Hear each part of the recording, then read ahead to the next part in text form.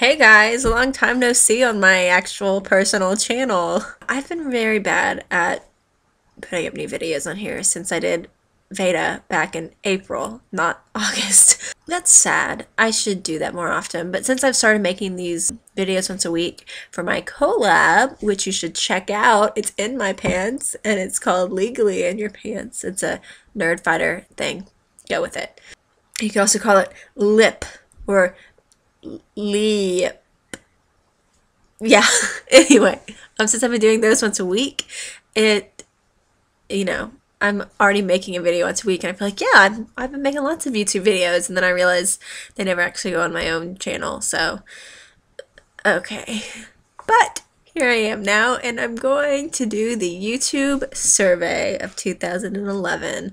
Oh, hello. I'll be your interviewer today. I'll be conducting this lovely YouTube interview. Tell us about your first kiss. So, one, I think it's weird that people are always associating this question with, like, your first French kiss. Why does it have to be your first French kiss? Can a kiss just be a kiss whenever that first kiss happened? But the correct answer, either way, is, well, a truth or dare game. And, like, 9th grade, 10th grade, I've blocked it out of my memory. It's very embarrassing. I was like so ashamed of myself. Yeah, that's when I learned that basically being awake at 2 in the morning is the exact same thing for me as being drunk. I don't need alcohol to make unwise decisions. I just need to be punchy. People tell me like, oh, well, that doesn't count, Aaron. That wasn't a real kiss. The revised answer then would be, it's like after watching a movie and on a couch, and yeah, I've been anticipating it, but it also kind of took me by surprise. What is the most expensive casual item you have ever bought? This is hard to answer. I had to think about it a lot, and I'm still not certain that this is the right answer, but this is my best guess. And it's kind of sad that this is the answer, but it's true. My work shoes, which are right here. They are Dansko's professional shoes. A lot of the doctors and nurses wear them. They were somewhere between $110 and $130. I can't remember exactly how much. And I wear those at least 3 days a week. They're going on more than a year of use now, wearing them 3 days a week for 12 hours each time, and I probably need to start looking at getting a new pair. They're starting to fall apart a little bit. What was the first job you wanted as a kid? Well, I can tell you for a fact, because I've been going through my memory boxes, so I know.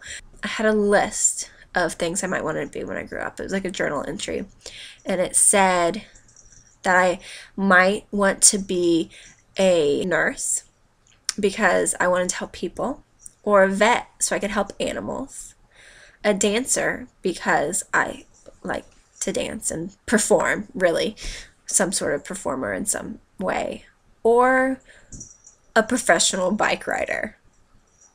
I actually wrote that down. Later in the journal, I say something like, well, maybe not a professional bike rider. I think I've succeeded because I am now a nurse, so way to go, self! High five! You accomplished your childhood dreams. Tell us about your group of school friends. Like any typical girl, I had the like crazy 7th grade drama year. And so like basically the people who I was friends with were kind of moving towards the popular route, and I basically was not at all moving in that direction, and it kind of caused a little divide there because, yeah, I was never meant to be popular, designed to be popular in any way. It would not have worked out, even if I tried. So I went, like, the geekier route into, like, Lego League robotic club thing. People who I geeked out with about Harry Potter and fan fiction and geeky stuff. We were just cool. But in that, like, cheat the system type of way. Like, we were the good kids who didn't have to do stuff. Instead of going to the cafeteria, we would eat in a teacher's room, and we could listen to the radio, and it was quiet. It was just us, and we'd hang out. I actually forced my way into that group. They were already there, and I saw them eating one day when I was late going down to lunch. I was just like, well, hello. I want to eat here with you people, and I know a couple of you. I'm going to be your friend. And I would like skip class to go to Lego League. And like I remember once seeing my English teacher in the hallway. He was like, "You're coming to class today, right?" And I was like, "Oh no, we have like a Lego League thing, and we, the competition, and we really got to work on that." And sorry, like running down the stairs and hanging out in the auditorium and working on our project. But I mean, we worked on it, but I really wasn't that helpful in the Lego League. I was like the tag along nerdy person, but I really didn't do that much work. So I was just kind of skipping class, but getting away with it.